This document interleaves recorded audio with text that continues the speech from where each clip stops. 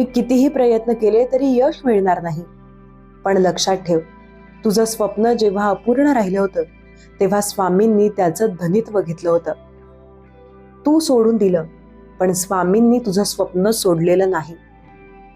एक साधा शेतकरी होता. तो रोज स्वामींना नमस्कार करून म्हणायचा, माझ्या मुलाचं भविष्य उज्ज्वल करा. पण त्याला कित्येक वर्ष काहीच यश मिळालं नाही. मुलगा अपयशी ठरत राहिला. वडिलांनी शेवटी आशा सोडली. पण एके दिवशी मुलाला स्वामींच्या मठात नेलं. स्वामींनी डोळ्यात डोळे घालून सांगितलं, बाळा, जेव्हा माणूस आशा सोडतो तेव्हा खरी सुरुवात होते. तुझं स्वप्न आता माझ्या हातात आहे.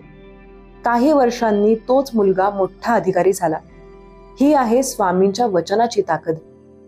बाळा, तुला वाटलं होतं का की तुझं आयुष्य असंच दुःखात जाणार? नाही, आजपासून तुझं जीवन बदलणार आहे.